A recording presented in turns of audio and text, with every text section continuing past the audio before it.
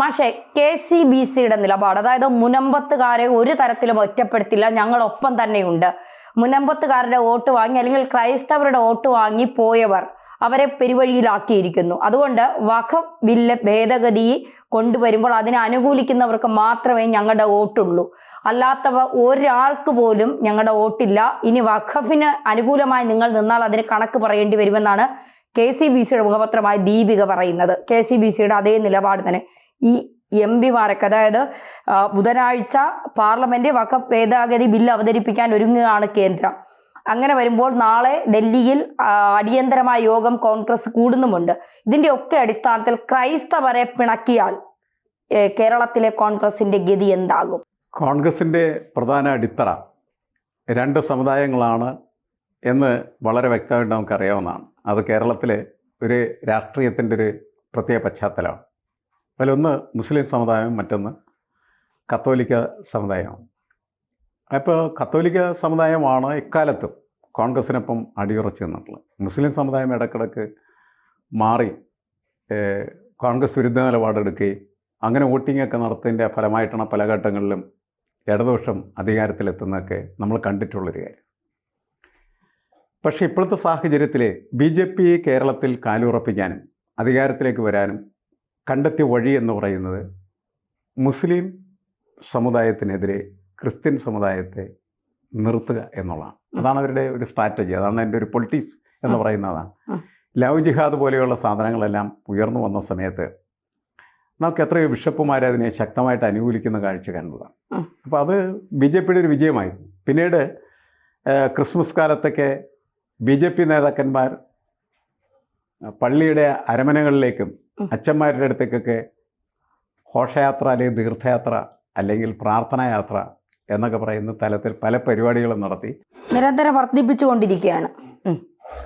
അതിനൊപ്പം നമുക്ക് എങ്ങനെയാണ് ഈ ഇസ്ലാമോഫോബിയ ക്രൈസ്തവർക്കെതിരെ ശക്തമായിട്ടുള്ള രീതിയിൽ ഉപയോഗിക്കപ്പെടുന്നത് എന്ന് ഈ കഴിഞ്ഞ ദിവസത്തെ എമ്പുരാൻ സിനിമയുമായി ബന്ധപ്പെട്ട് അതിൽ കത്തോലിക്ക സഭയുടെ ഭാഗത്തുനിന്ന് വന്നത് എന്ന് പറയപ്പെടുന്നതായിട്ടുള്ള അഭിപ്രായ പ്രകടനവും ലേഖനവുമൊക്കെ നമുക്ക് വ്യക്തമായിട്ട് മനസ്സിലാക്കാൻ കഴിയുന്നതായിരുന്നു. അപ്പോൾ ഇതൊരു വലിയ പൊളിറ്റിക്കൽ സ്ട്രാറ്റജിയാണ്. ആ സ്ട്രാറ്റജിയുടെ ഒരു പാർട്ടായിട്ട് ഇത് മാറുകയും മുനമ്പം എന്ന് പറയുന്ന പ്രത്യേക പ്രശ്നം, മുനമ്പം ഭൂ പ്രശ്നം എന്ന് പറയുന്നത് BJPക്ക് കിട്ടിയ വലിയ വരദാനമായി മാറുകയും ചെയ്തു എന്നുള്ളതാണ്. കാരണം അവിടെ ഈ മുനമ്പത്തുള്ള മനുഷ്യൻ്റെ ആവാസ വ്യവസ്ഥയെ മുഴുവൻ തകർക്കുന്ന തരത്തിലാണ് വഖഫ് നിയമം പ്രവർത്തിച്ചിട്ടുള്ളത്. അപ്പോൾ നമ്മൾ പൊതുവേ ഇതിക്ക് മുമ്പ് ചെയ്ത വീഡിയോയിലെല്ലാം ആ കാര്യം നമ്മൾ വ്യക്തമാക്കിയിട്ടുള്ളതാണ്. മുനമ്പം ഭൂമി എന്ന് പറയുന്ന വഖഫ് ഭൂമി അല്ല എന്ന നിലപാടാണ് കേരളത്തിൽ പലരും, പല രാഷ്ട്രീയ നേതാക്കളും സ്വീകരിച്ചിട്ടുള്ളത്. നമ്മളത് വ്യക്തമാക്കുകയും ചെയ്തതാണ്. പക്ഷേ അങ്ങനെയൊക്കെയാണ് സംഭവങ്ങളെങ്കിലും ഒന്നും ഇതുവരെ സംഭവിച്ചിട്ടില്ല. ആ കുടിയിറക്കപ്പെടാൻ പോകുന്ന ജനവിഭാഗം ഇപ്പോഴും പരിഭ്രാന്തിയിൽ തന്നെയാണ്. അവർക്ക് യാതൊരു വിധമായിട്ടുള്ള ആശ്വാസം ഇതുവരെയും ലഭിച്ചിട്ടില്ല എന്നാണ് നമ്മൾ മനസ്സിലാക്കേണ്ടത്. എല്ലാ ദിവസവും അവരുടെ സമരപ്പന്തലിലേക്ക് UDFൻ്റെ നേതാക്കന്മാർ എത്തിയിരുന്നു, പ്രതിപക്ഷ നേതാവ് എത്തിയിരുന്നു, കോൺഗ്രസ് സമ്പൂർണ്ണമായിട്ട് അവിടെ എത്തിയിരുന്നു, ഹൈബിയുടെ MP അവിടെ ഉണ്ടായിരുന്നു. ഇതൊക്കെ ശരിയാണെങ്കിൽ പോലും ആ പ്രശ്നത്തിന് ഒരു പരിഹാരം ഉണ്ടായില്ല. കേരള ഗവൺമെൻറ് ആണെന്ന് വെച്ചിട്ടുണ്ടെങ്കിൽ അവിടെ കമ്മീഷനെയൊക്കെ നിയമിച്ചു. പക്ഷേ ആ കമ്മീഷന് നിയമവിരുദ്ധമാണെന്നൊക്കെ പറഞ്ഞ് കോടതി അവരെ മാറ്റി നിർത്തിയിരിക്കുകയാണ് ചെയ്തത്. അപ്പോൾ സത്യത്തിൽ ഈ മുനമ്പൻ നിവാസികൾക്ക് ഒരു പരിഹാരവും ആശ്വാസവും ഇതുവരെ ലഭിച്ചിട്ടില്ല. അപ്പോൾ അവർ പ്രതീക്ഷിക്കുന്നത് ഈ വഖഫ് നിയമത്തിൽ മാറ്റം വരുത്തുന്നതിന് കേന്ദ്ര ഗവൺമെൻറ് തീരുമാനിക്കുകയും അങ്ങനെ ഈ വരുന്ന തിങ്കളാഴ്ച, അടുത്ത തിങ്കളാഴ്ചയാണെന്നല്ലേ കരുതുന്നത്, ബുധനാഴ്ചയാണ് ഭേദഗതി. ബുധനാഴ്ച ഇത് പാർലമെന്റിൽ അവതരിപ്പിക്കും. അത് കഴിഞ്ഞ് അതിന്റെ ചർച്ചയും പ്രശ്നങ്ങളൊക്കെ ആയിരിക്കും തുടർന്ന്. എന്ന് വെച്ചാൽ നാളെ അവതരിപ്പിക്കുന്നതാണ് ഈ പറയുന്നത്. നാളെയല്ല മാഷെ, മറ്റന്നാൾ ബുധനാഴ്ച. ബുധനാഴ്ച ഇത് അവതരിപ്പിച്ചു കഴിഞ്ഞാൽ ഈ വിഷയത്തിൽ ഒരു പരിഹാരം ഉണ്ടാവും എന്നുള്ള ഒരു പ്രതീക്ഷയും പ്രത്യാശയും മുനമ്പൻ നിവാസികൾക്ക്. അവരെ പ്രതിനിധാനം ചെയ്യുന്ന കത്തോലിക്ക സഭയും അതേപോലെ തന്നെ കത്തോലിക്ക സഭയുടെ പത്രമായിട്ടുള്ള ദീപികയും അവർക്കൊപ്പം നിൽക്കണം എന്ന് എല്ലാവരോടും ആവശ്യപ്പെടുകയാണ് ചെയ്യുന്നത്.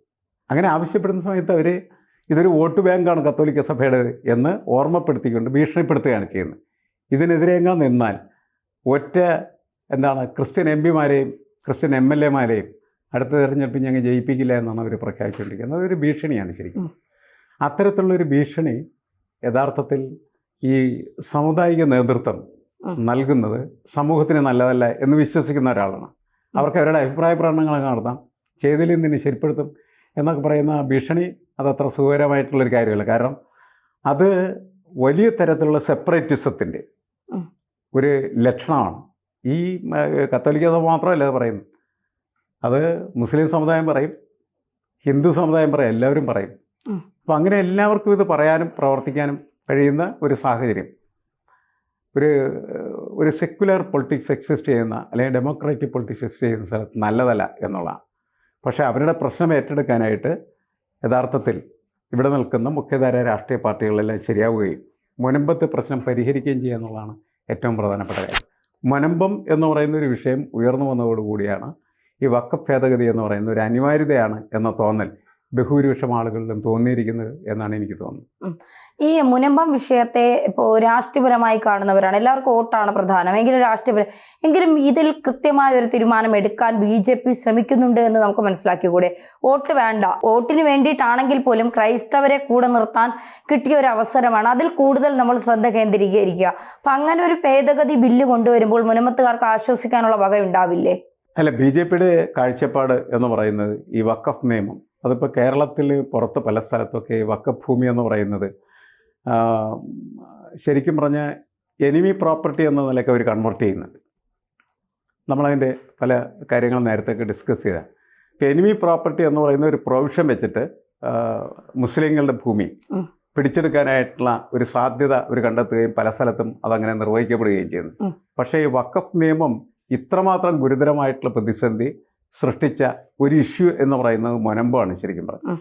കാരണം ആളുകൾ പണം കൊടുത്ത് വാങ്ങിച്ച ഭൂമി കുറേ കാലം കഴിയുന്ന സമയത്ത് പറയണം ഇത് അള്ളാഹുവിൻ്റെ ഭൂമിയാണ് എന്ന് പറഞ്ഞാൽ അതിലുള്ള ഒരു അനീതി എന്ന് പറയുന്നത് വളരെ ശക്തമാണ്. അപ്പം അതുകൊണ്ട് ബഹുഭൂരിപക്ഷം ആളുകളും ഈ മുനമ്പൻ വിഷയത്തിൽ വഖഫ് നിയമം ഭേദഗതി ചെയ്യണം എന്ന അഭിപ്രായ പ്രകടനം നടത്തുന്ന ആളുകൾ തന്നെയാണ്.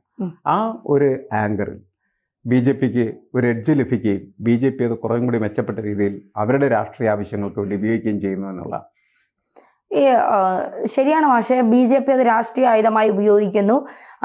ഇപ്പോൾ BJPയിലെ പ്രമുഖ നേതാക്കളെല്ലാം ഇതിലേക്ക് മുനമ്പത്തേക്ക് വരുന്നു, അവർക്ക് ഐക്യദാർഢ്യം പ്രഖ്യാപിക്കുന്നു, അവർ ഭീമമായ ഒരു ഹർജി തയ്യാറാക്കി കേന്ദ്രത്തിന് നൽകുകയൊക്കെ ചെയ്യുന്നു. പക്ഷേ ഇതൊക്കെ അള്ളാഹുവിൻ്റെ ഭൂമിയാണ്, അള്ളാഹുവിന് ദാനമായി നൽകുന്ന ഭൂമിയാണെന്നൊക്കെ അവർ സാധാരണക്കാരെ അല്ലെങ്കിൽ തങ്ങൾ ഇത്രയും കാലം കഷ്ടപ്പെട്ടുണ്ടാക്കിയ വകകൾ എടുത്ത് അള്ളാഹുവിന് കൊടുക്കുക എന്ന് പറയുന്ന ഒരു രീതിയോട് നമുക്ക് യോജിക്കാൻ കഴിയുമോ? അല്ല, അള്ളാഹുവിൻ്റെ ഭൂമി എന്നൊക്കെ ഇവർ പറയുന്നത്, ഇപ്പോൾ കത്തോലിക്ക സഭയ്ക്ക് ഭൂമി എത്രയോ മേഖലയിലാണ് കത്തോലിക്ക സഭയുടെ കസ്റ്റഡിയിൽ ഇരിക്കുന്നത്. അതേപോലെ ദേവസ്വത്തിൻ്റെ കീഴിലും ഭൂമിയുണ്ട്. പക്ഷേ നമ്മുടെ ഒരു ചരിത്ര പശ്ചാത്തലം മറ്റൊക്കെ പരിശോധിക്കുന്ന സമയത്ത് കത്തോലിക്ക സഭ ഉണ്ടാക്കിയിരിക്കുന്ന ഭൂമിയുടെ അളവെന്ന് പറഞ്ഞാൽ വളരെ വലുതാണ്. അതേപോലെ തന്നെയാണ് ഈ വഖഫ് ബോർഡ് ഉണ്ടാക്കുന്നത്. അവരൊക്കെ അവരുടെ കൈവശം ഇങ്ങനെ ഭൂമി വെച്ചിരിക്കുന്നു, അവരുടെ സ്വന്തം ആവശ്യത്തിന് അവരുപയോഗിക്കുന്ന ഭൂമി, അതിലൊന്നും ആർക്കും പ്രശ്നം ഉണ്ടാവില്ല.